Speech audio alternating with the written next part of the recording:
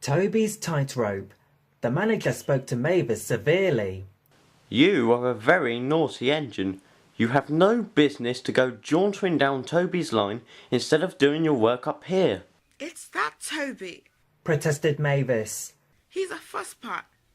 Toby has forgotten more about trucks than you will ever know. You will put the trucks where he wants them and nowhere else. But... There are no buts, said the manager sternly. You will do as you are told, or else. Mavis stayed good for several days. Mavis soon got tired of being good. Why shouldn't I go on Toby's line? She grumbled. She started making plans. At the top station, the siding arrangements were awkward. To put trucks where Toby wanted them, Mavis had to go backwards and forwards, taking a few at a time. If, she suggested to her driver, we use the tiniest bit of Toby's line, we could save all of this bother. Her driver, unsuspicious, spoke to the manager, who allowed them to go as far as the first level crossing. Mavis chuckled, but she kept it to herself. Frost hindered work in the quarry, but a thaw made them busy again. More trucks than ever were needed. Some trains were so long that Mavis had to go beyond the level crossing. This gave her ideas and a chance to go further down the line without it seeming her fault. Can you keep a secret? She asked the trucks. Yes, yes, yes, they chattered. Will you bump me at the level crossing and tell no one I asked you? The trucks were delighted and promised. It was unfortunate that Toby should have arrived while Mavis was elsewhere and decided to shunt them himself. They reached the level crossing and Toby's brakes came on. This was the signal for the trucks. On, on, on, they yelled, giving him a fearful bump. His driver and fireman, taken unawares, were knocked over in the cab, and before they could pick themselves up, Toby was away, with the truck screaming and yelling behind him.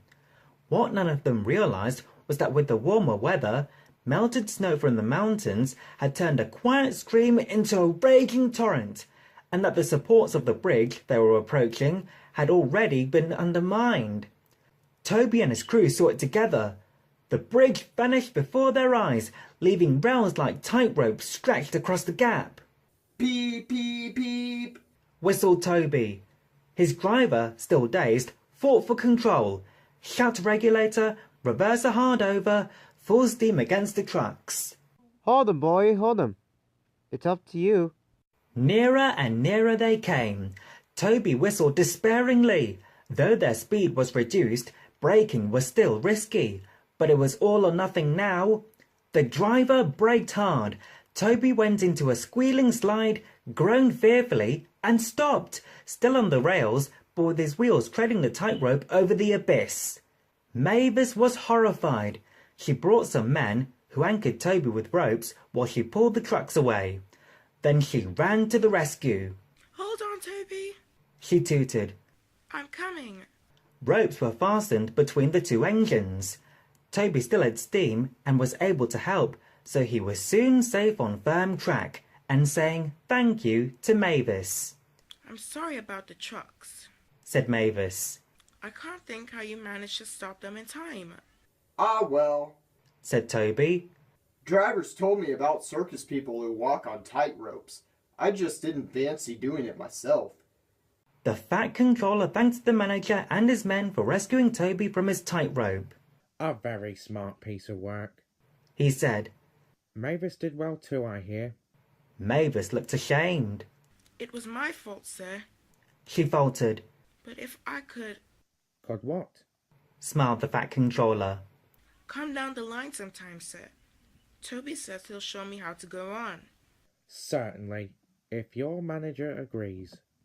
And so it was arranged. Mavis is now a welcome visitor at Farquhar Shed. She is still young and still makes mistakes, but she is never too proud to ask Toby, and Toby always helps her to put things right.